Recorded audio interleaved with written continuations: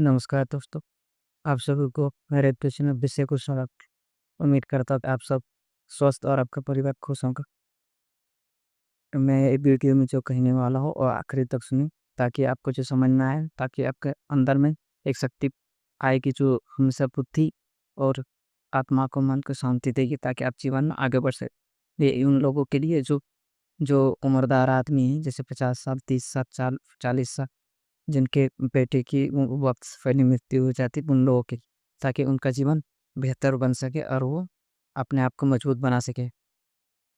मैं भारत में ऐसे बहुत से ऐसे परिवार हैं जिनके जिनके जिनके बेटे की मृत्यु वक़्त से पहले हो जाती, जिसका जिसका कोई ना हो, उसका जिसका सहारा देने वाला जिस आदमी का, उसको कोई ना हो, उसका खाना-पीना, घर का खर्चा कौन चला सकता है। ऐसे ऐसे लोगों का जीवन बहुत ही दुखदायक और बहुत दर्दनाक होती है। वो हमेशा वो सोचता है कि मेरा बेटे की मृत्यु वक़्त से पहले कैसे होगी। भगवान को बोलते रहता, लोग लोग उसे परेशान करते, लोग कहते हैं कि ऐसे कैसे हो गया।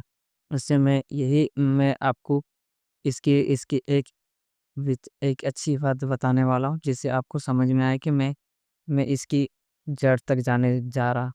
मैं आपको बता रहा हूँ कि जैसे आपके व्यक्ति की मृत्यु हो जाए तो आपको किस तरह सोचना है, क्या करना है, आगे जाके किस तरह फ्यूचर को डेवलप करना है, कैसे मानसिक रूप से बाहर आना है, किसी दुःख से बाहर आना है, मैं यही बता रहा हूँ।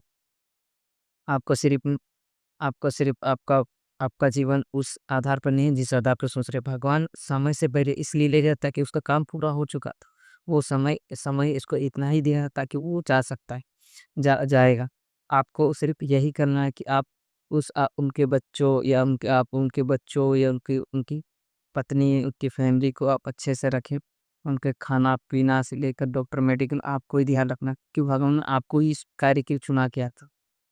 आप उस दर्द में ना रहें। आप हमेशा उसके फ्यूचर के बारे से, ताकि आपका आने वाला फ्यूचर और उनका फ्यूचर्स कुछ करके देखें, ताकि उसको समझ में आने कि जीवन क्या है। जीवन किसी के जाने से खत्म नहीं, तो जीवन चलते रहता है। जीवन एक सहन शक्ति के एक आधारित है। आप आपने पुराण किताब पढ़ के देखो कि इसमें लिखाया गया है कि कैसे जीवन की जिज्ञासा है। भगवान कृष्ण के पिता वासुदेव, भगवान जब कृष्ण का जन्म हुआ था तो वो अपने बेटे को माथे में माथे में चढ़ा के वो उस जल के साथ वो बाहर जेल से बाहर आए और उसके एक एक राजा के यहाँ छोड़ दिया।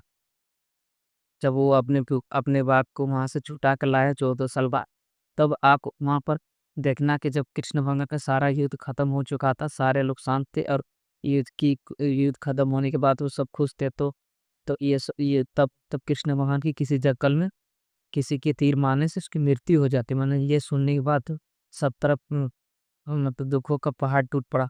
तब जब उसके पिताजी को पता चला कि मेरा पुत्र मारा गया किसी के मारने से, तो वो बहुत ही दुखी, बहुत ही उसके दर्द से आँसुओं की धार निकलने लगी। उसका जीवन सोचने लगे कि मेरे बेटे की मृत्यु कैसे हो गई। ठीक उसी तरह उसके कृष्ण भगवान की उम्र 125 साल थी और उसके पापा की उम्र 150 साल। इसके मतलब वो 125 साल की उम्र थी और उसके पिताजी उससे कुछ साल ज़्यादा जिंदा रहे। तो कहने का मतलब ये है कि अगर कृष्ण भगवान की मृत्यु हो जाती है, भगवान की मृत्यु हो सकती है, तो वो क्या आप इंसान उसी तरह आप मजबूत बन के रहे। उसके पापा 100-150 साल जिए थे। उसके बच्चे के भगवान से 25 साल ज़्यादा और जिए थे। ठीक उसी तरह आप हमारे इस जीवन में, इस भारत देश में ऐसा ही होता है।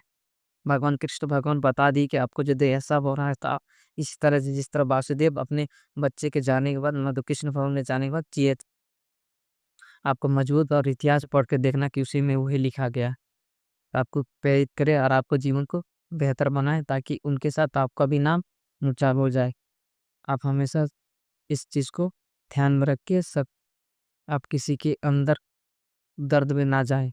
आप इमोशनल आप मजबूर बने, स्टॉप मारें, ताकि आपको उस नज़र से देखें जो इस नज़र से दुनिया आपको देखना चाहती है। आप मेरे इस वीडियो को लाइक, सब्सक्राइब और कमेंट करें, ताकि मैं और नई वीडियो आप तक पहुँचा सकूँ और उन लोगों को ये वीडियो ज़रूर जाना चाहिए जिसके घर में ऐसी स्थिति बनी है। थैंक यू सो मच इस वीडियो के लेकर। मैं आपको नया वीडियो फिर से पॉजिटिव के साथ मैं पेश करूँगा। धन्यवाद।